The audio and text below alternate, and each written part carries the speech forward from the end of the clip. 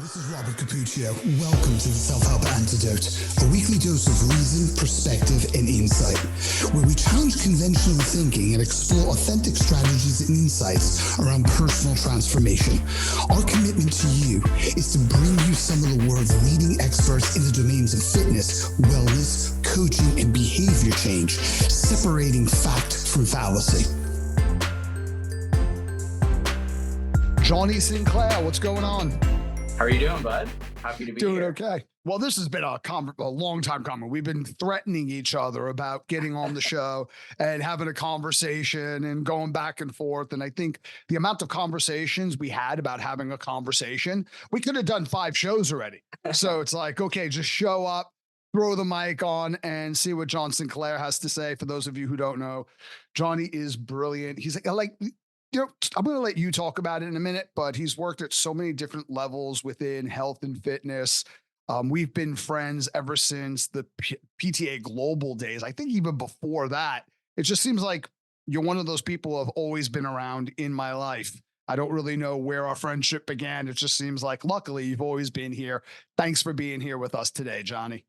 Oh, thank you for having me. And, for most people probably don't know where we kind of got started, but for me, it was, that experience of becoming faculty for PTA Global. And that's where we can talk about this if you want to, but you made such a profound impact in not just in my career, but in my life. And that happened from us, aligning and spending time together with PTA Global when we were going through building out that company. No, thank you, Johnny, because I think everybody who came through that organization, and there's context to a lot of this, but made a profound difference in the lives of everybody else.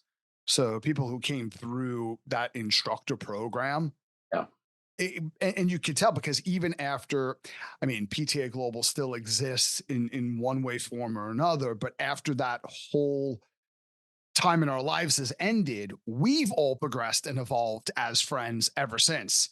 So that says a lot. It's not that I don't want to talk about the PTA Global days. It's just some of my listeners have said that, whenever I talk about myself, we should title that episode "How to Cure Insomnia in 3 short minutes." But I think what we wanted to talk about today was micro movement.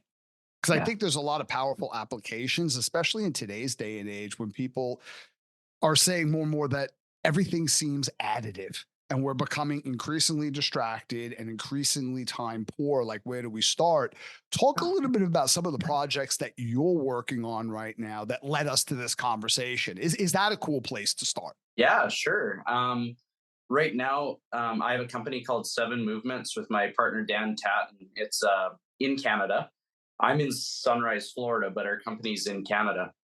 And what we've done is, over just the course of, 11 years now, have really kind of honed in on this concept of microdosing movement as an application for people that don't exercise, right? They don't go to the gym. That's not a part of their lifestyle, but they know they need to. They just don't know how. And they're becoming increasingly frustrated as the years go by with the amount of disinformation out there, the amount of complexity that there is out there, not knowing where to start. And a lot of the leaders in our industry are constantly barraging the consumer with what is the right thing to do.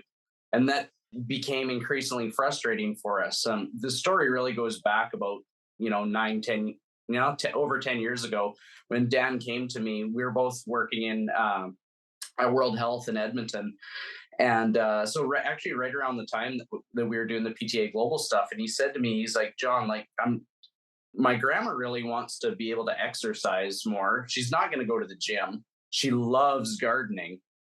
How could we get her healthy enough to spend time in the garden? As you know, in Canada, it's quite cold. So you've got 8 months of winter where people are pretty restless and just sitting still. And then when spring comes, it's all in." And so, she wasn't able to tolerate the stresses that came from gardening and was getting pain, suffering from pain. And, I'm going to be out there for 8 hours and it's going to crush me, but I got to get the garden in. And so I just said, well, wouldn't it make sense that we prepared her for the sport of gardening? And he was like, well, that's interesting. I was like, because if you think about it, it's an activity that requires certain tasks, much like a sport. It's just has its different rules and different placement and different demands to it. So what if we created some preparatory activities that she could do for the sport of gardening and some recovery things that she could do, and we treat it like that? He's like, that's amazing. How many movements do you think we should prescribe? And I was like, well, let's do it in 7 movements. And that's where the company arose from. That's how we started the name of it. And So so 7 didn't evolve. You just started with that arbitrarily. We said 7 movements. 7. So it was a nice number, And so what it ended up happening was we wrote a book, and it got picked up by the Royal Horticultural Society of the United Kingdom. And that gave us some momentum and allowed us to build a website. And we wrote another book about 7 movements to keep you healthy and pain-free in the office. And then that just kept evolving and evolving and evolving. And, fast forward 10 years now, and we've really kind of honed in on this concept of microdosing movement, or what we're calling the micro movement method. And the idea behind it is, how do I give you smaller doses throughout the day that aggregate up into a bigger health outcome, but is purposeful and driven around the things that you love, right? It's not so much outcome based, like on the surface. It's, here's what I love doing. How do I make it easier for you to do that? And then we progress you through a strategy or a sequence that ladders up throughout the day to eventually, as we're hoping, and we're starting to prove now, that it improves not only their ability to participate in the task pain-free, but it also leads to longer term health outcomes in the aggregate. So James Petrasca, one of the founders of the trans-theoretical model of change, said that the problem with initiating behavior changes is a lot of times people legitimately do not know where to start. And I know for practitioners in the fitness industry, this is not a fitness podcast per se, but from working with a lot of practitioners, that seems outrageous, because we've been doing this so long, and exercise and movement is a central tenet of our lives. It's like, of course, people know where to start.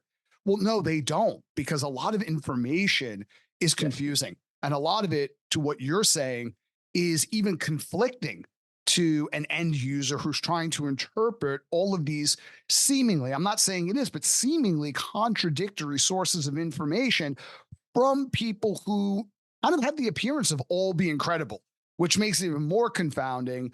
You're saying that micro movements is what can you do in small, palatable, accessible doses that's built upon something that pulls you into it. It's something that you enjoy, something you want to do, rather than push motivation, where I got to constantly drive myself to do something that might not have immediate relevance. The payoff isn't in the process. It's for an outcome out there. This is wrapped around things that are not only relevant to what I need to do day to day, but what I want to do. You nailed it. And what we had the same questions ourselves. We're like, do we even know if this will be effective? Right? Because as we're mapping it out, it made sense. It made people feel better in the interim. But just like everyone else, they want to go, well, is this even effective? How do we know? And so what we did is we didn't really stumble upon. We knew that there are researchers in this realm, Dr. Martin Gabala and Dr. Jonathan Little. Dr. Gabala is in McMaster University. He wrote the book, The 1 Minute Workout. And Dr. Jonathan Little is at UBC. And we aligned with these guys and we said, hey, this is what we're doing.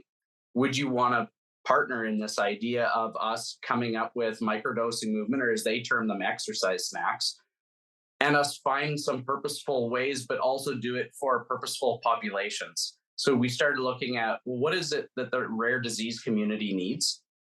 So people that want to prevent cancer or going through cancer treatment, folks that have type 2 diabetes, people with Parkinson's. And we said, well, here's a group of people in this population that aren't served typically by the fitness industry. We kind of skirt around things and try to help them. But what if we were able to measure this idea of microdosing movements and to give them strategies and tools that would actually make their day better? And so that was what we started doing. Is we partnered with UBC and McMaster, and we're running studies, and we build out the tech with our company, 7 Movements. And we deliver the research right to people in their hands, in their homes. So they're not lab rats. They're not 20-year-olds. They're people that have onset of diabetes or diabetes, they get this program built into them where they just follow along with me in these microdose movements, and we measure the outcomes. We gather the data, we measure the outcomes before and after, and we try to infer or create a feasibility study that will allow them to go, well, this is a strategy that could be employed by the medical community at large rather than just the fitness industry. Well, it's a conundrum for both. Like, how do Yeah. you get people to do the things that they know that they should do? It's just such a high barrier to entry. And that is perplexing. So I remember, since we brought PTA Global, it's on my mind. I remember the second meeting of the minds that we did right here in San Diego, actually. And when I had mentioned that every year, it was, I was just talking about the US. I know this audience is international, but I said, well, we're spending 280 billion a year on the healthcare industry, or more appropriately, the sick care industry. And people in the audience kind of like gasped. They had this astonished look on their face. Well, that was back in 2010. How are we doing? We're approaching 5 trillion a year. So what was obviously unsustainable and seemingly outrageous back then has exploded to levels that none of us. I wouldn't have believed you if you told me in 2010 that in 2024 we would be sitting around those numbers, that it would grow so exponentially. And I back then, 80% of all of the illnesses that we were dealing with were lifestyle related. That's even expanded a little bit. So Yeah. we have this outrageous, almost inconceivable annual cost of healthcare, with the vast majority of these issues being behavioral. And we still haven't gotten a handle on what exactly do we do. And that's astonishing. Do you remember Scott Hobson at the end of every apprenticeship? He would sit down and he would do the best, worst, and most surprising. Yeah, of course. I love that. And I use that all the time still to this day. Me too. Let's do that here. What Okay. is the most encouraging thing that you've discovered in the research that you're taking part in related to micro movements? So, and this, we had an assumption that this might happen, but this blew us away. So, the adherence of people to the study, those people doing it, was 94%. So, in most research studies, right, if you can get to 60%, you've crushed it, right? We had a 94% adherence rate to the first study that we did. That means that they were engaged in the process and it was something that they could tangibly do, which to us was like, okay, did they get the VO2 max improvements that we were hoping? No. But more importantly, they did it. That is more important, because if successful adherence to goals dramatically increases success in consecutive goals. So it's a major predictor. I mean, it's almost like, those apps where if you have $1 and you spend 75 cents, the other 25 cents goes into an investment. It's like, okay, I'm investing like 25 cents a day, 50 cents a day. What does that do? It does a lot, because at some point you'll start to look at yourself as being someone who's financially conscientious and an investor. And starting from there, that can get into like $10, $20, a couple of hundred. You can actually start to accelerate to where you're investing a few grand every single month because you started with just 25 cents. I think people underestimate that. And that's a major stumbling block. So 94% adherence is astonishing. Is it because of the accessibility? Is it because the movements are aligned with what people enjoy or self-select, or is it a combination of multiple variables? I think it's a combination of multiple, and we structured the our research app to do a couple things. One, I mean, in a research study, you have a control group. So there was a group that was doing more mobility related strategies. And then we had ones that were doing a cardiovascular strategy. In our commercial app, what we've found is that they get the autonomy to choose what they want based on their tolerance of what they can handle that day. So they go in and they answer a few questions, and then that will spit out what their doses will be as a prescription. And then they have the opportunity to do those throughout the day. Now, the goal of completing them throughout the day, which is what we measured in the study and how we got this adherence number is if you got through all of them, that improved your streak, right? And people don't want to break their streak. Once they get on a streak, the last thing you want to do is break it, right? Like I measure my heart rate variability and I'm almost on, I think I've got maybe 5 days where I haven't not measured my heart rate in 4 years. I haven't missed a day in 4 years, right? So this is just now what I do. It's almost, I wake up in the morning and like a zombie, I go out there and strap my heart rate on. I don't even know I'm doing it, right? At this point. And that's kind of what we're trying to measure is what is the minimal amount of dose that we can get somebody to make an active change and move towards a streak with purposeful, intentional activities that they value, not what I value, but what they value. And so that they now can make that change in their life and maybe ladder it up into doing more, right? So it starts as a micro dose and then those doses just improve over time to the point where they're craving more. And that's what the feedback we got was they're like, well, can we do more? Can we do more? That's what people don't understand about behavior change. I got that question in a seminar about a week ago with learning and development. It's like, you're telling me to take time out of my day. I don't even have 5 minutes in my day to engage in skill development and reading. And it's like, well, I think the harsh side of my comment, which I understand, I'm highly empathetic that what I'm saying is out of context for a lot of people. But if 10 minutes a day of skill development is additive, think about the pain, frustration, and anxiety of unpreparedness as the world changes in ways you couldn't possibly predict. Because it used to be like, well, we learn the lessons from the past. Well, as a society, not really, but we should learn the lessons from the past to prepare ourselves in the present to be able to predict the future. The world is changing so much that the lessons from the past might not even be relevant. They might actually be damaging. But the other side of that was what you think is additive. Do anything, follow your interest, follow your curiosity, because what you said was critical. You kind of get on a streak where you don't want to break that pattern because that pattern means something to you and it says something about you. It's starting to shape your identity. I mean, going back into my bodybuilder days when I was like, God, I was even dumber than I am now. Not saying bodybuilders are dumb, but this one was where I was obsessive about everything. And I would start on a quote unquote diet. And for the first 7 days, all I would think about is bagels. I would try to incorporate bagels into every conversation, no matter what the context of the conversation was. But then after a few weeks, I remember my girlfriend woke me up in the middle of the night once because I had such momentum behind me. I just wasn't deviating at all. And she thought that like I was just like getting a little bit too obsessive. I remember she woke me up in the middle of the night and she was like straddling me. Her knees were on my shoulders and she was force feeding me cake. Now, we had a very dysfunctional relationship, obviously, but that's kind of how people get what you think is additive becomes non-negotiable at another part of your life.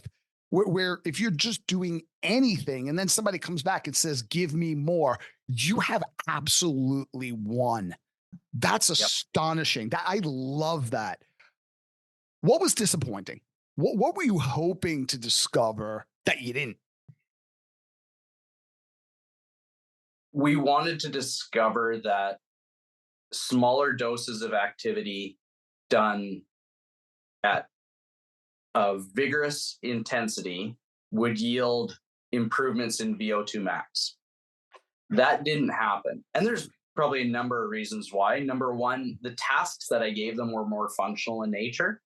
So the amount of cardiorespiratory response that would come from, moving in different directions with a little bit more complexity may not yield an immediate change in cardiovascular response because that task is maybe new to that particular person and or their perception of vigorous is different because it's more of a motor skill, right? So we didn't keep things very linear and very known and things that we could, they weren't on a bike, right? So they were doing, when I say cardiovascular exercise, they were doing task-based multi-directional movements. They weren't on a wind gate and hit it for 30 seconds as hard as you can. That we knew we could improve cardiorespiratory fitness. But I think us knowing that this is a task that needs to be coached, and it needs to be coached with a level of relevance that somebody can attach an understanding of how hard do I need to go here to get the outcome that we're looking for. And so I think as an exercise physiologist researcher, they would get really nerdy and geeky about that VO2 max change, right? Whereas, the coach in me gets more excited at the fact that they completed the task, right? And they adhered to it and they did it multiple times. Okay, this I want to talk about a little bit Yeah. because you're talking about motor learning and development in the early stages of an exercise program. Yeah. So you're sitting in front of 200 salespeople that work for a health club chain, and you ask the question, what is one factor that drives the decision to either start an exercise program, in this context by joining a health club, or not? And they will say almost unanimously in one way, shape, or form, goal achievement. Someone has a goal and they want to achieve it, and they're talking about a tangible, outwardly observable change. Talk about what some of the misconceptions are about that and why that might not be the best framework for gauging success and progression. Because I think this is important.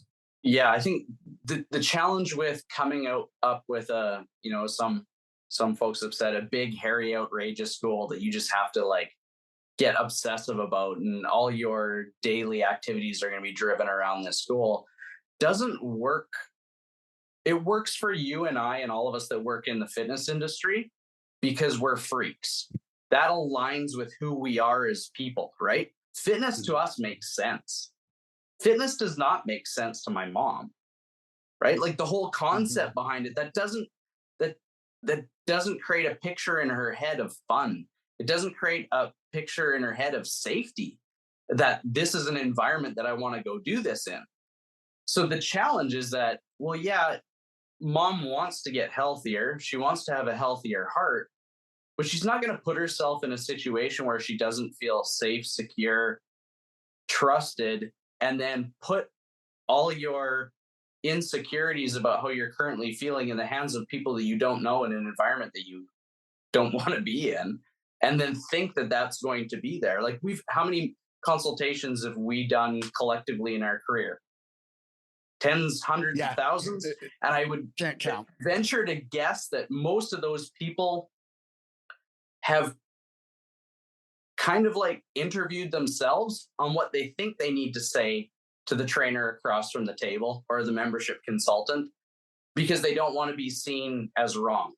But yet those answers that they're giving them when somebody asks them the question, they're not congruent with what that person's truly feeling, because they just don't want to feel wrong, right? Don't send me on a tangent. I'm gonna tell you the things that you're gonna want to hear to make me feel like we can build a rapport, and then we'll be able to move on. And then the reality is, then the environment doesn't match the desire of the person or the value system of the person, first and foremost. It doesn't, the programming certainly doesn't, right? Like the fitness programming is getting worse in the fitness industry. I'll come out and I'll stick my throat out there and get it slit by everybody, but it doesn't match those people. And that's what we did, is we said, our company has to be about serving the 80% or more, probably more now, that aren't using the gym, and completely change the programming in that we have to give you doses that you can tolerate in ways that you're going to actually do them in order for you to make that jump and become the freaks like us that truly go, this is what life is all about. Life is about movement for us now, John, one of the things I've always appreciated about you back in the PTA Global days, but also frustrated me about you, is you'll casually have a conversation, and within that conversation, you'll say 5 things that are so massively important casually, and just keep moving on. It's like, whoa, stop, slow down, wait. Like I remember, and we're not going to get into this, but we were talking about the interview of the coaching process. of the PDQ, I believe, Yep. program design questionnaire, which was Right. kind of not really a coaching process, but it was a way to navigate through the goals, needs, wants, and abilities of the person in front of you. And you had said something about voice inflections, like the person should really monitor their voice inflections to kind of like not lead the witness. Mhm. And you just moved on. And I remember thinking, wait, come back to this. There's so much in what you just said that kind of reminds me of those days. One, where people talk about coaching as if you ask somebody and asking an average person this that isn't connected to coaching and getting this response, okay, that's illuminating. Asking someone who feels that they're in the coaching space, but not really, who responds this way is terrifying. Where one of the main value propositions of a coach is I hold you accountable. It's like, oh my days, that is so destructive. No. You create the context and the guiding principles and the intrinsically generated rules by which your client is accountable to themselves. They're never accountable to you. If you're holding someone accountable, you're going to get false inputs. I'm going to tell you what I think you want from me. It's not that I'm lying to you and I'm sitting here telling you what I think you want to hear. I'm telling you who I think I should be based on your worldview, which is completely non sustainable for long term change. That's Yeah. first. Second thing is, if you do anything in the gym, as long as it's not dangerous, Yeah. anything that you enjoy that's sustainable, that encourages consecutive visits with consistency, and not even a gym, to wherever your arena is, whether that's out in a field, in a playground, whatever. I know Singapore started building workout structures in playgrounds so people could just like walk by, go to the park, and easily access some form of physical activity, which is brilliant. It shifts your identity and your level of efficacy simultaneously. So You it, got it dramatically increases the chances that what you're doing on day 3 will lead to activity on day 33 and 333, at which point you're probably not going to go back to inactivity unless something tragic and dramatic happens to you. Another thing that you're talking about that really catches my attention is like this goes back to Moritani and DeVry in 1979 when they started looking at this, and the fitness industry, we would teach this but then ignore it, is within the first 4 to 8 weeks you're going through neurological changes in motor learning. So what is all this muscle specific, goal specific training when you're in a neural adaptation phase? And I think you were talking about that a little bit. Could you go back to that? It's like I joined a gym and somebody's like, okay, here's the plan. So you can lose as much fat and build muscle within the first 30 days. I haven't exercised since I was in high school, which was, I don't know, when Kurt Cobain was alive. right. Yeah, and it's sad because we get this misinformation that you talked about earlier, where programming is, you know, I give you an input, there's an automatic output, and we just know that that's not true. That there's a stage of learning that exists for every individual. Everyone's going to adapt to a stimulus at a different rate. We know this, and we know it from people that don't exercise, and we even know it through adolescent athletes that I spend a lot of time coaching. Like, they could be on the exact same program, and someone gets really fast really quick and another one stays clumsy for 3 more months. You never know when it's going to click, but eventually it's going to click. And that level of neural adaptation means that they're in a study is you want to try and control as many things as possible, but the one thing that is impossible to control is individuality. Like, that's just a construct of research that you have to chalk up. It's going to work for some and it's not going to work for everybody, and that's okay. The nice part about research is that as they say with, what is it, Occam's razor, you can thinly slice it and say, well, we did this, now let's just try this, now let's just try this. And you can just keep building on that in a way that creates efficacy to the purpose and intention behind why we're doing all this to begin with. The challenge that we have in our industry is that, and there's a death in the continuing education world right now. Personal trainers aren't investing in education. Employers certainly are not. And people are looking for information in the shortest sound bite as possible, which is generally YouTube or wherever else you can find it, right? Maybe a podcast. And they're looking for, what's the simplest little thing that I could do that's going to yield the maximum amount of result.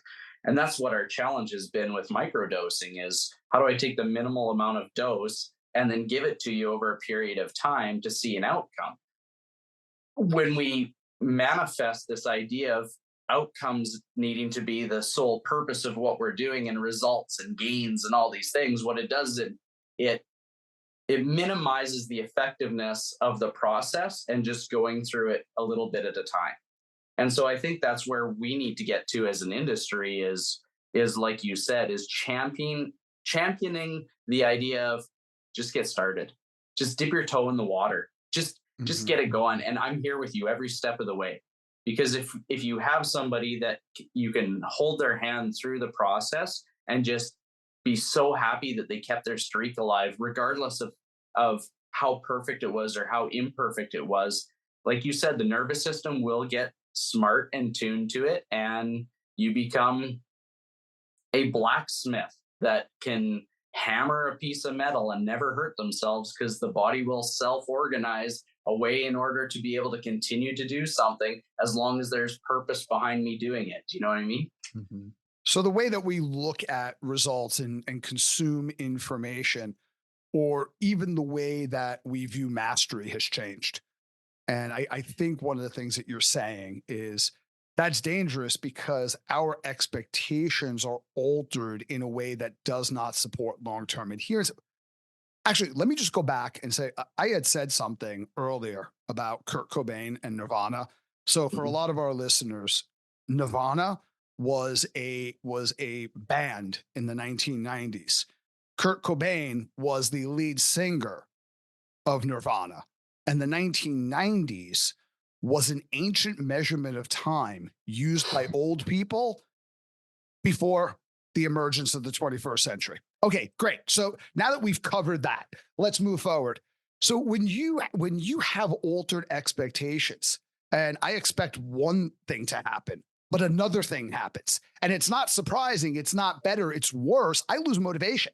I lose motivation because I negatively alter my dopamine levels, which is problematic. Psychologically, I view a success as a failure. And if I'm attached to that, I view myself as a failure when I've actually succeeded based on what is physiologically possible. I just don't realize it. Yeah. Well, I think you said something profound in one of the mentorships that it made me laugh, but also was like, yeah, why are we approaching the idea of success with goal setting being on a number, or I got to get to this, or I've got to do that? And I remember that one you said, a common goal that we have is, well, I want to lose 20 pounds before this wedding. And you said, why? Is there a weight restriction at the wedding? Like, why do you need to lose 20 pounds for the wedding? Is it actually the number? I have to. Or Yep. is it that you want to feel confident, right? And so it's an old building. There's a weight limit capacity. Yeah, like you're on a floating gazebo, and there's only a certain amount of people like. We're afraid the floors won't hold.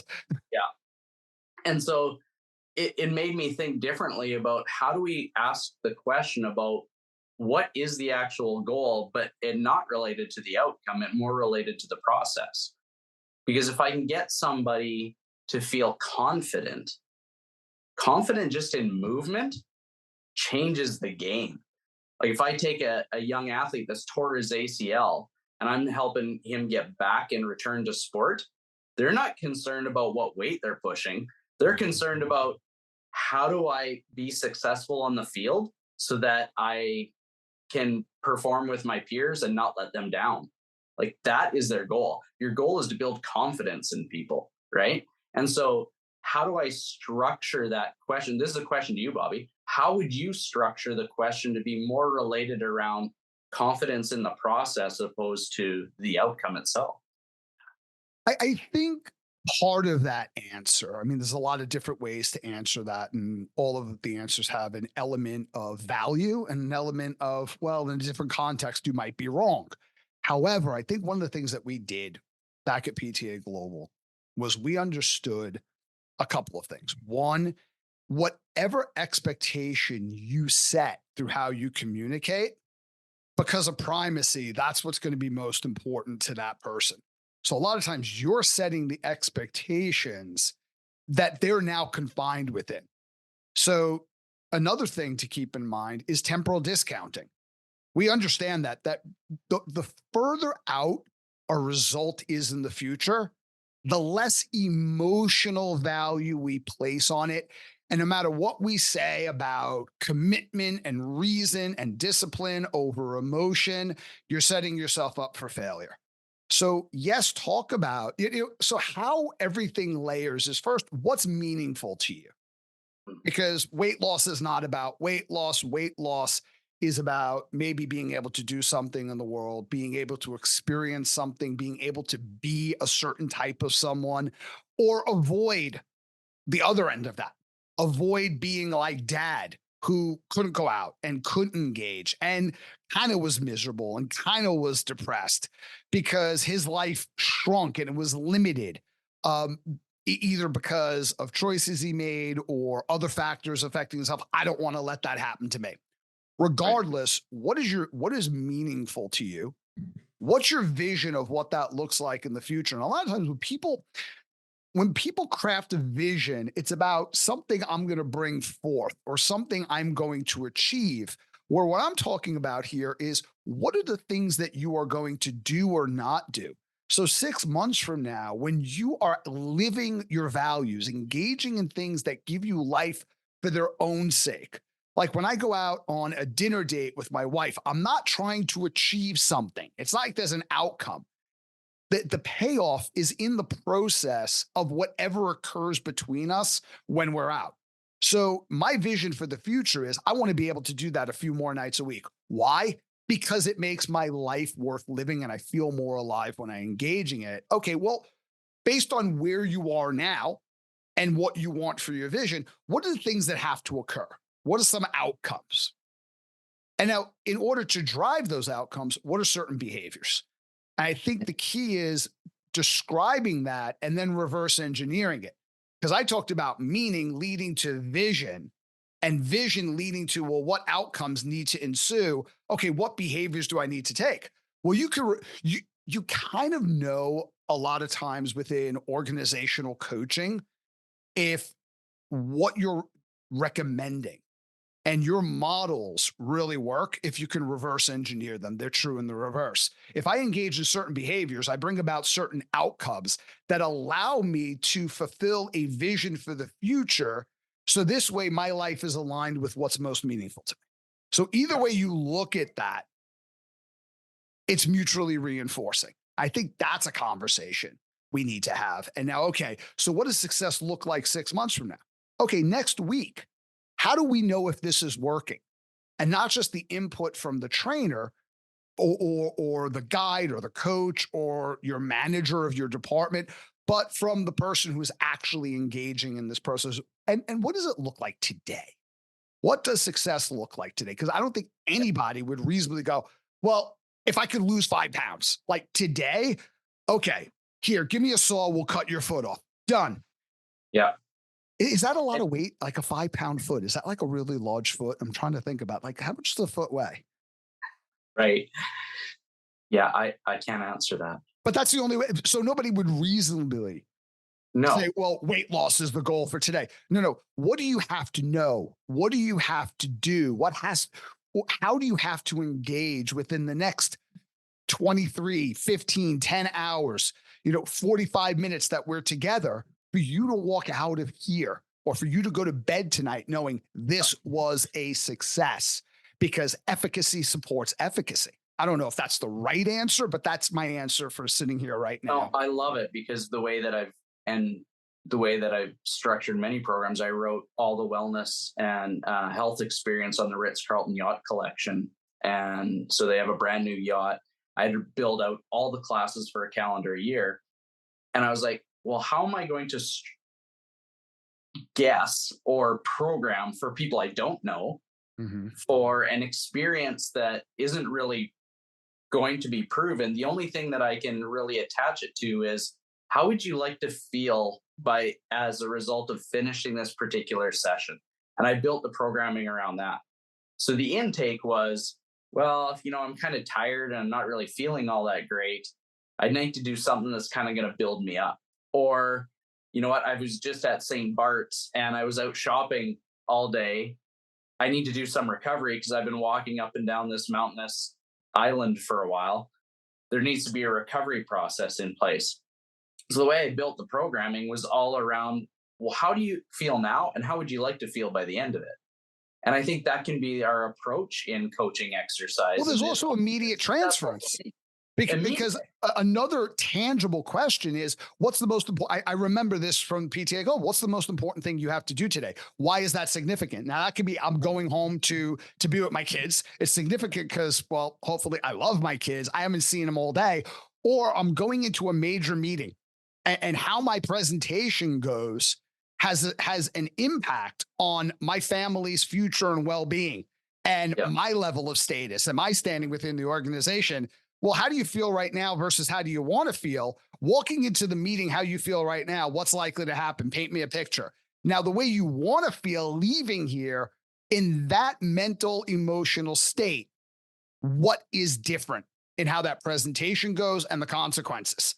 So if I'm like really frustrated, I'm distracted and I'm irritable, but I walk out of here not feeling elated, inspired, but on a level 8 irritation, a level 2 that's manageable. Now, talk to me in real terms about what the most important thing today is and how that's going to compound into your future. So now you've created a tangible, meaning-based result right now versus 6 months from now. 100%.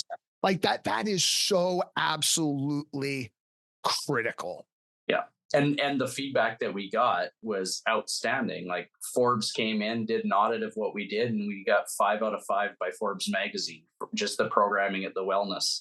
So the feedback we got from the ladies and gentlemen that were attending the classes was outstanding. One, we had a terrific coach. His name was Boban Pecic. He was from Serbia. And this guy, like, he knows the game inside out and backwards, and he knows how to deliver that experience. So programming is part of it, but coaching and being able to deliver on that it's the missing link, right? As we say all the time, it's the art form of delivering a program that really connects with people. The other thing that you commented on that I think is crucially important and why we built it into 7 movements in our app was when working with Parkinson's patients. Like, there's tons of money going into research for Parkinson's, but to find a cure for Parkinson's, not necessarily to help people deal with the symptoms that they have as a result of having Parkinson's disease, like right now. So what we did is we took a focus group of a bunch of people that had Parkinson's, and we just asked them the questions. What are things that you would love to be able to do right now that you're currently not doing? And one that jumped out at me that I never really considered, because I was thinking more movement-like stuff, was I'd like to be able to write handwritten notes or identify with my own penmanship. And I was like, I guess, like, that's something I wouldn't really think about. It's a fine motor skill. But if I have a tremor in my hand, I don't recognize my penmanship, then I don't want to do that skill because it reminds me that I have Parkinson's. So I said to them, just right off the cuff, I said, hey, let's try something, because I have a theory about Parkinson's, and it's probably not my theory. It's just something that popped into my head.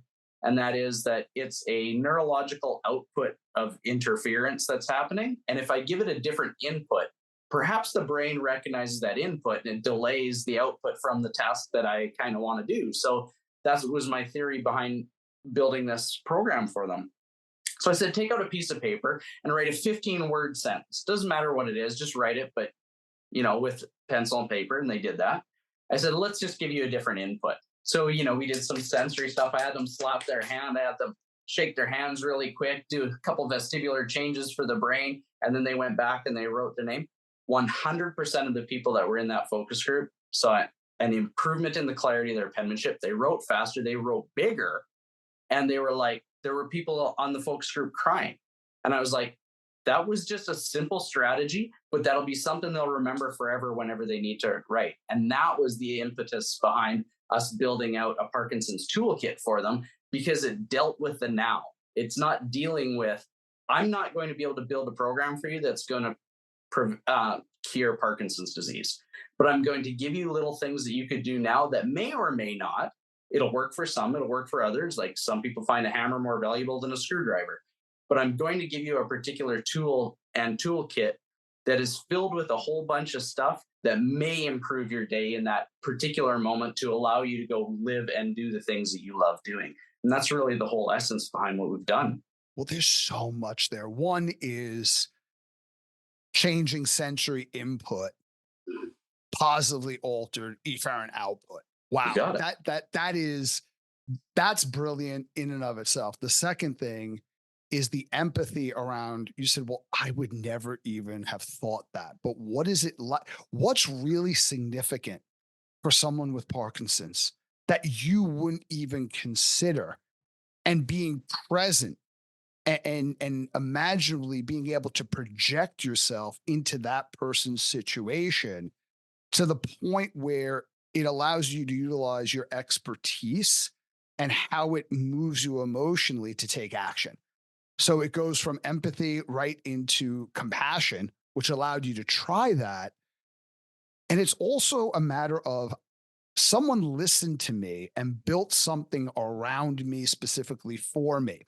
So my friend Nick sent me some research the other day, which was interesting, about how results people were achieving on an exercise program were related to how much that program was customized for them, even when it wasn't. It was the belief that it was customized. Now, Right. Empirical evidence matters, competence matters, effectiveness matters, but also how you communicate and how it's framed around the recipient or the end user matters equally. Because when I read that, I was like, this reminds me of Ellen Langer's research, where she took hotel staffs from 7 different hotel locations and helped a certain population identify that their daily activities made them more of an exerciser than someone who went to the gym 3 days a week. Right. And at the end of the month, they had their biometric changes were they had not only lost weight, but their blood pressure decreased. It was amazing. So these people physically changed based on a belief that they had that I am an exerciser. And Aaliyah Crum, her research on ghrelin response to caloric intake, the person's belief about how many calories they were taking in profoundly affected up to threefold ghrelin release.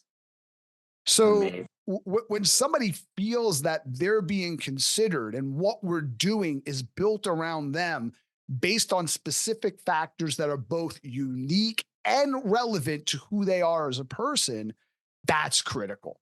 So before we wrap this up, and this conversation has been fantastic, let's get to most surprising. What did you find? I mean, I think what you were talking about with Parkinson's patients was very surprising for me. What did you find from your research that was most surprising? Like, wow, I did not expect that to happen. I think maybe just seeing the parallels that happen between what you try to structure in a controlled environment and what we see in an uncontrolled environment, which is our daily lives, right? When it was purposeful and it connected with that person, like, this is what I need to do, and this is what I need to do to be healthier, and this is something that I can actually do, that it moved the dial on where they felt they needed to be at that moment. And I think intuitively we knew that would happen, but to see the adherence rate and to see people ask for more and to see people who seemingly had the same outcome. We didn't measure the behavior side of it too much, but we saw that whether it was mobility or cardio, the same change in their behavior around the activity was the same, right? Like there wasn't like only 20% or 70% of the people that did cardio adhered to it, but 100% of the people that did mobility, like it was across the board the same. So it led me to believe that it's not necessarily what we're doing, it's that we're doing that is the most profound thing. And I think intuitively I knew it, but it just helped to reinforce that. And we're hoping to replicate that with the rest of our studies, that we'll get some sort of correlation going on there. So the relationship between two variables where perceived importance and confidence intersect had a higher impact on adherence than the type of exercise or modality. Yeah, because that's and an here was the amazing thing, finding, isn't it? they got to select the exercise. They even got to select what coach performed the exercise or like demonstrated the exercise. So within a particular movement that came up, they got to select which coach they want. Did they want a male coach or a female coach, right? But it all came out to be the same. So that was really surprising to me too. So wow, that is so interesting. You know, Johnny, where can we get more information about you? Where can we reach out to you? Like, what's your mobile number? What's your home address? Yeah, please come on over. My fridge is always stocked with beer, so come on over and we'll have a chat. You can reach me at my Instagram handle is at Authentic Health Coach, and then our 7 Movements company, it's at 7 Movements. Our website is www.7movements.com. And in the next 2 weeks, our commercial app should be ready. So by the time this is probably out, it's probably already out there. So you'd go to our website.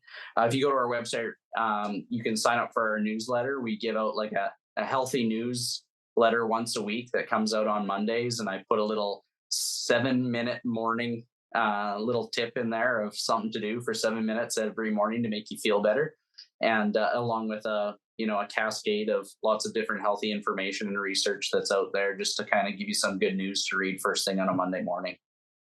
Thank you, Johnny. Loved having you here. Thanks for sharing your expertise and allowing me to share with your listeners, bud. Thank you for listening. I hope you enjoyed this episode. Visit us at theselfhelpantidote.com to share your feedback, insights, and recommendations on what topics you'd like us to explore in the future.